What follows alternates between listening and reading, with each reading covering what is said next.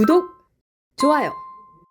IMF 얘기를 좀 바로 이어 나가야 될 것 같아요.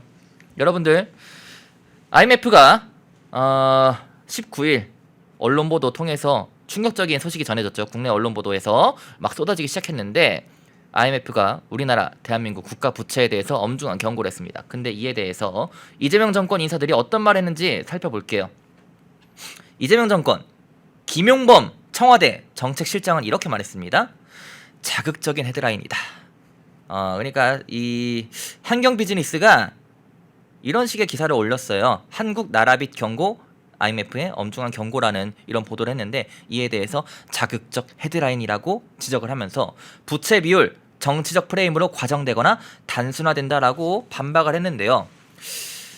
이게 정치적 프레임이고 자극적 헤드라인일까요? 어떻게 보십니까? 우리나라 국가 부채가 지금 4,500조고 정부 부채가 1,300조에 이르러요. 한 1,200 몇십 조 정도 되는데 국가 부채가 6,500조 아니에요? 어마어마하게 네. 큰 돈입니다. 총부채, 총부채가 국가 총부채. 예, 총부채. 예. 거기 이제 정부 부채가 그중에 1,300조인데 네네.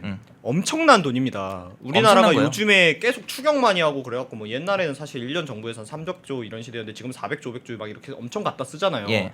그런데 그렇게 써도 2년, 3년 우리가 세금 안 걷고 그렇게 펑펑 쓸 수 있는 돈이 지금 빚으로 있는 거예요. 그런데 지금 빚이 없다라고 민주당은 계속 얘기하는 거거든요. 무슨 우리나라 정도 체급이면 이 정도 빚이 있어도 된다, 더 있어도 된다, 빚 더 내도 된다. 이재명은 오히려 돈을 안 쓰는 게 무능한 정부라고. 이번에 무슨 뭐 추경하는 것도 우리 이거 뭐 국채 발행한 거 아니고 뭐 추가 세금 걷어가지고 한 거다. 그런데 우리가 지금 빚이 1,300조가 있는 집안이에요. 1,300조가 있는 집이 어떻게 하다 보니까 벌이가 괜찮아서 이번 해에 좀 수익이 늘었어. 그럼 뭘 해야 돼요? 부채를 갚아야 돼요. 그렇죠. 그런데 그러진 않고 그래? 돈 더 생겼으니까 돈 쓰자. 이거 아니에요. 우리가 만약에 내가 누구한테 돈을 빌려줬어. 내가 누구한테 돈을 빌려줬는데 걔가 그 해 어떻게 하다 보니까 돈을 좀 잘 벌었어. 그래갖고 이 친구가 이제 돈을 좀 벌었으니까 부채를 좀 갚으려나? 이랬더니 야 우리 돈 더 들어왔으니까 야 우리 나눠주자. 펑펑 쓰자. 더 펑펑 쓰자. 빚을 안 갚고. 추경해서 더 쓰자. 예. 그러면은 우리나라에 돈 빌려준 사람들이 어떻게 생각을 하겠냐고요. 예. 안 빌려주죠 이제. 그러니까 이게 부채라는 것이 물론 뭐 국가의 부채라는 게 그런 식으로 가는 건 아니지만 이해하시기 편하게 얘기를 하자면 부채 관리라는 게 그런 거예요. 그래서 정부가 예산이 항상 긴축 재정을 하려고 하는 이유고 우리가 우파 정부일 때 긴축 재정을 하려는 이유고 부채를 줄이려고 하는 거예요. 왜냐면 부채가 늘어나잖아요. 그럼 우리가 똑같은 돈을 꿔도 이자가 비싸져요. 왜냐면 이자라는 거는 이 사람한테 돈을 못 받을 리스크에 따라서 올라가는 거거든요. 네네. 근데 예를 들어서 선호유 기자님한테 제가 돈을 빌려달라고 했는데 내가 빚이 한 푼도 없어. 난 빚이 하나도 없는 사람이야. 그럼 빌려줄 수도 있겠죠. 그렇죠. 내가 신용이 있으니까 등급이. 담보가 있으니까. 근데 내가 담보가 있지만 그래도 빚이 이만큼 있어. 그럼 나한테 빌려줄 사람이 누구겠어요? 고이자를 내면 빌려주겠죠. 나 너한테 빌려줬다가 네 지금 이미 빚이 있는데 내 거 먼저 갚을 수 있어? 이자를 비싸게 주지 않으면 난 빌려주지 못해. 그렇죠. 이렇게 되는 거거든요. 그래서 우리가 흔히 얘기하는 국채 이율 같은 거를 항상 정부 지표나 경제 지표를 보는 이유가 그거예요. 미국 국채 이율이나 이게 지금 이 나라에 돈을 빌려주는 사람들이 어느 정도의 리스크라고 생각하느냐가 수치적으로 나오는 거거든요. 그러니까 우리가 이걸 줄여놓으면 줄여놓을수록 반대로 우리나라가 무슨 일이 생겨갖고 돈을 조달해야 될 때 쉬워져요. 더 적은 비용으로 가져올 수 있어요. 더 많은 양을 가져올 수 있어요. 그러니까 여유가 될 때 돈을 갚아놔야 되는 건데 그렇죠. 우리 세금이 더 들어왔네?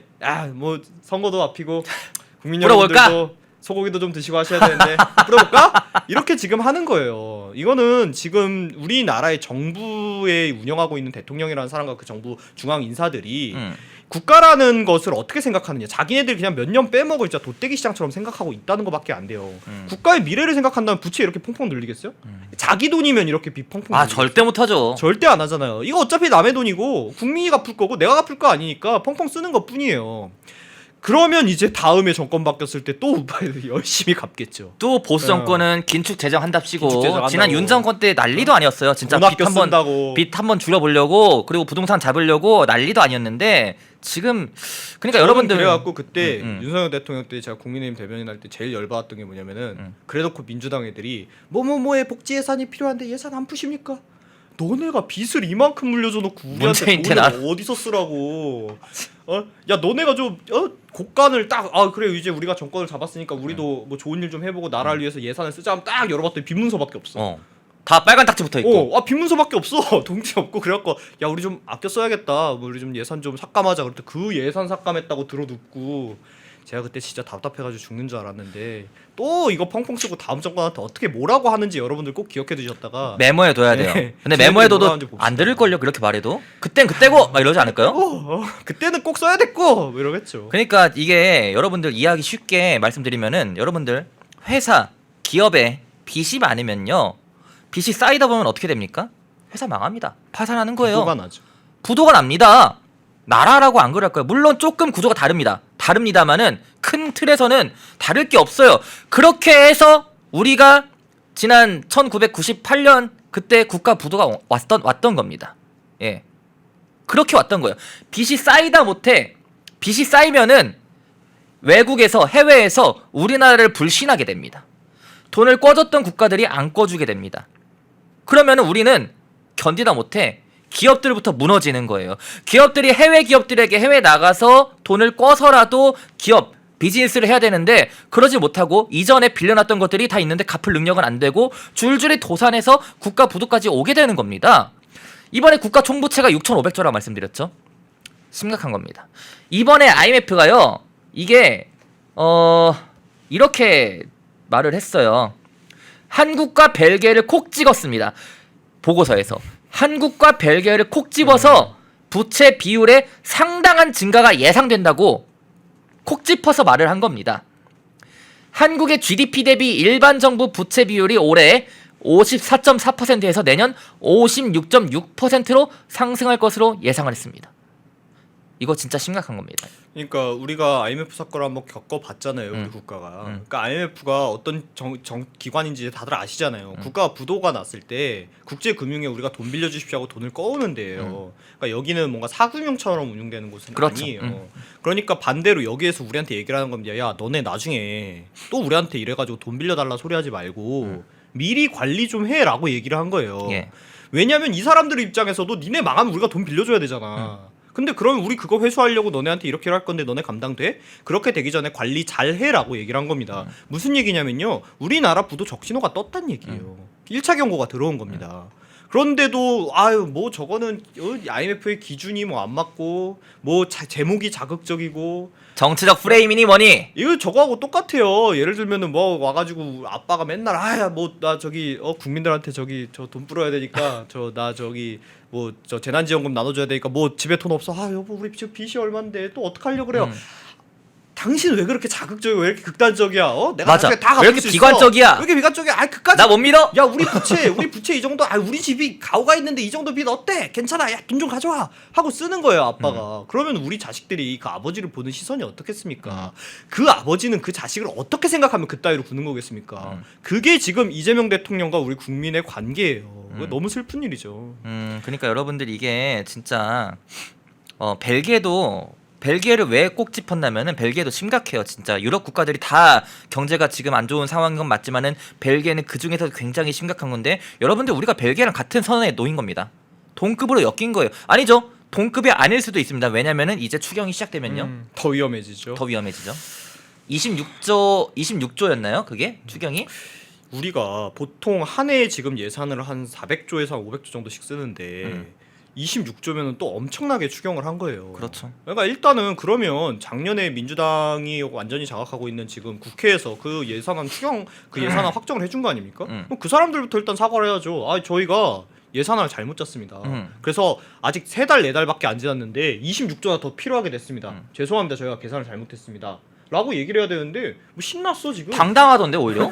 당당하던 전쟁 추경이랍시고 마치 아니 뭐 우리가 전쟁 났어요? 아니 근데 또 웃긴 게 전쟁 추경이라고 하는데 그 추경안 내용들 보셨죠? 보면은 무슨 뭐 중국인들 짐 들어주는 거 얘기하고 그거 논란돼가지고 뺐잖아요. 아니에요. 그거 안 그래갖고 뺐어요? 우리 개혁신당에서 엄청 뭐라 해가지고 네. 줄였거든요. 예. 전체 액수에서 일부만 줄인 거예요. 아 다 뺀 게 아니라? 뺀 게 아니라 그런 류의 어떤 그 관광 사업을 진행하. 그러니까 전쟁하고 관광 사업하고 뭔 상관이야? 뭔 상관이에요? 그거에 지원하는 예산이 있는데 우리가 막 그런 걸로 얘기하니까 그럼 요거만 좀 줄이자가 한 25억인가밖에 안 뺐어요. 정확하게 액수 기억 안 나는데. 그게 액수가 100억대가 넘었던 걸로 그러니까요. 기억하는데. 그러니까 4분의 1 정도 감안한 건데 실제로 다 취소도 안 했어요. 그래놓고 봐봐요. 저 기자님도 그러잖아. 그거 뺀 거 아니었어요?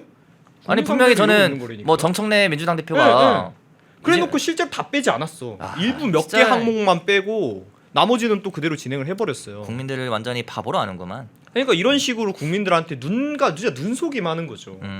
그러니까 이런 식으로 뭐 제목에 그럼 그렇게 나가 몇 개 취소한 건 맞으니까 취소 그렇게 내보내 버리는 거예요.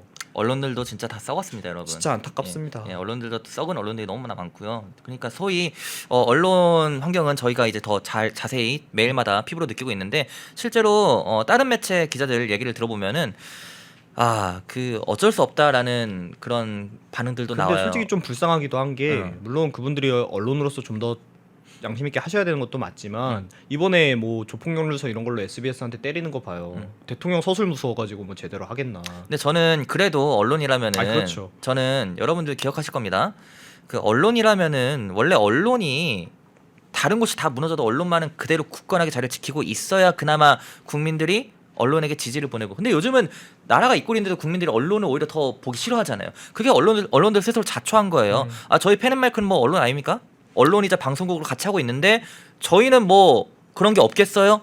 근데 저희는 꿋꿋하게 기사 쓸 거 쓰고 싶은 대로 다 쓰고 방송도 하고 싶은 대로 다 하잖아요.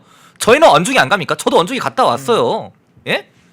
근데도 뭐 어쩔 수 없다? 저는 변명이라고 생각합니다. 솔직히 말하면. 뭐 기자님 말에 동의를 하고 다만 이제 소시민적인 관점에서 그 정부의 강한 권력 앞에 있는 그 압박이라는 게 사실 지금 선우윤호 기자님처럼 하시는 게 멋있는 거고 훌륭한 거지. 그런 압박이 사실 기자 개인이나 언론사 하나가 이겨내기에는 지금 이재명 정부의 언론 탄압이 도를 좀 넘고 있기 때문에 물론 그렇다고 잘했다는 건 아닙니다. 다만 그런 사정이 있다라는 것도 여러분들 사정은 이해를 알아주셔야 하는데 되고. 사정은 이해를 합니다만요. 그래도 언론들이 좀 각성을 해야 되지 않을까. 언제까지 눈치만 보고 있을 거예요, 진짜 당신들은. 저는 레거시 미디어가 그러려고 언론 권력이 있었던 게 아닌데 그래서 오히려 레거시 미디어가 유튜브만도 못한 그런 신뢰를 받고 있지 않나라는 생각까지 해보고. 자유리더 아카데미 재사기 강좌가 개설됩니다. 재사기의 주제는 세계사의 판이 바뀌고 있다입니다. 미국과 중국의 신냉전이 격화되면서 세계의 질서가 요동치는 와중에 벌어지는 미국의 세계 전략 대변화와 트럼프 독트린의 본질, 미중 신냉전과 일본 한국의 운명 등 대한민국의 나갈 길을 모색하는 10개의 강의를 준비했습니다. 40대 전문가들을 중심으로 새로운 시각, 새로운 감성으로 마련한 강의에 많은 참여 바랍니다.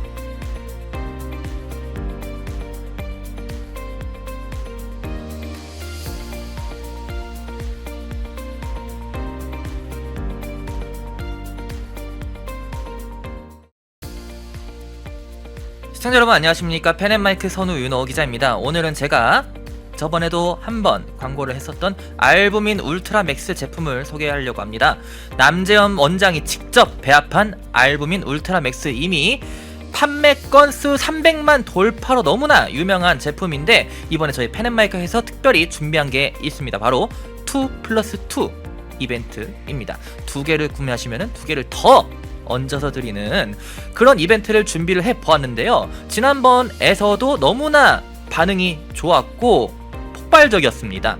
그래서 저희가 그때 느낀 게 이게 알부민 울트라 맥스 제품이 왜 300만 주문이 돌파한 게 괜한 이유가 있는 것이 아니구나 라는 것을 그때 느꼈었는데, 이 압도적인 고함량 그리고 울트라 맥스라는 카피라이트가 들어간 것처럼 정말 후기가 좋은 이유가 있다는 점 다시 한번 강조를 드리면서 이번에 펜앤마이크가 준비한 특별한 이벤트 알부민 울트라 맥스 2+2 이벤트 많은 관심과 성원 부탁드리도록 하겠습니다. 주문번호 1522-1331로 전화주시면 감사하겠습니다.